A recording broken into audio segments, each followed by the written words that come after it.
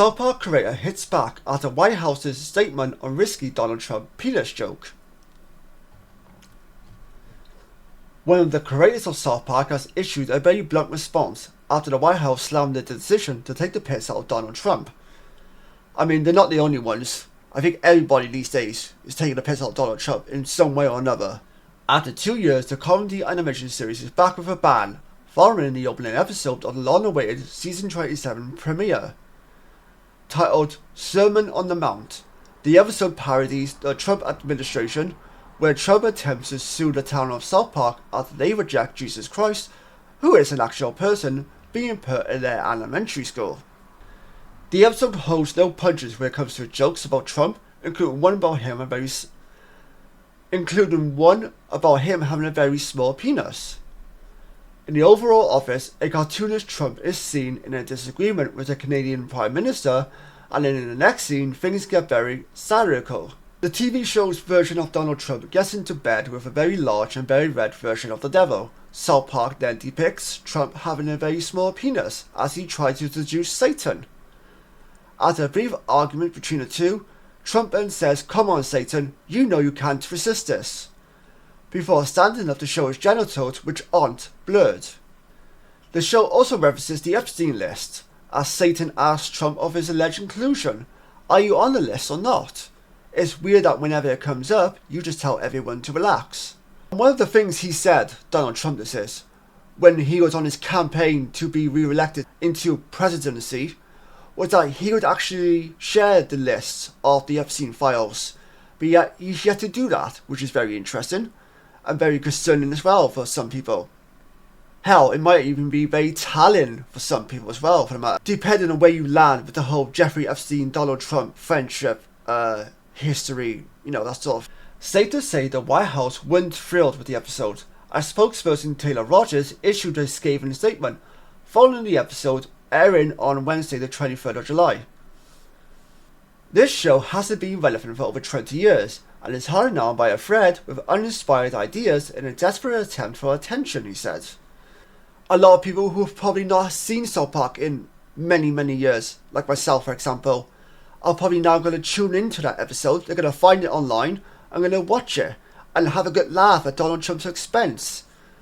And the fact that you and everybody around you that works in the White House is probably butthurt over this episode. Taylor Rogers then goes on to kiss Donald Trump's ass even more. President Trump has delivered on more promises in just 6 months than any other president in our country's history, and no fourth-rate show can derail President Trump's hot steak. However, it seems that SouthPark's co-creator Trey Parker isn't too concerned about the backlash, nor should he be. Taking to the stage at San Diego's Comic-Con International along the show's other creator Matt Stone, Parker was asked about the reaction to the episode, to which he sarcastically replied, "We are terribly sorry." His comment was then followed by a long deadpan stare. Anybody who can answer a question with sarcasm, and very good sarcasm I might add, they're my kind of people, if I'm being really honest. They're my kind of people. I appreciate that very much. The White House didn't stop there with its criticisms, however, as he also branded it a fourth-rate show, adding the left hypocrisy truly has no end. For years they have come after SouthPark for what they labelled as offence content, but suddenly they are praising the show. Just like the creators of SouthPark, the left has no authentic or original content, which is why their popularity continues to hit record lows. Interesting comments, for sure. Definitely some interesting comments made by the spokesperson for the White House, Taylor Rogers. Then did his job, can't really say much about that. He did what he was told to do. I don't take this seriously, as nor should anybody for the matter.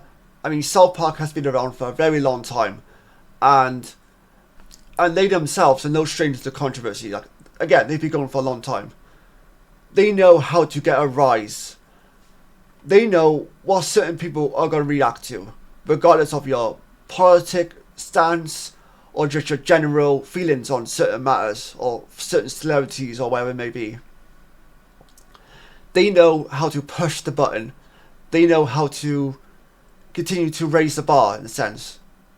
They know what they're doing in terms of the creators of South Park, and they know that no matter what, there's going to be some people who are always going to be raging over the fact that they touched upon this certain subject, or they made a joke out of this certain subject, regardless of who it is, what it's about, and how long the subject matter has been around for. That being said, let me know your thoughts on this. Did you watch the season 37 premiere of South Park? Did you like episode 1? What are your feelings on episode 1? What are your thoughts on the storyline that followed Donald Trump and the Trump administration? Did you find it? What's your favourite memory in terms of the South Park series, or even the South Park movies for that matter? Thank you very much for listening and watching. Until next time, take care, stay safe, I'll see you guys next time. Bye bye for now.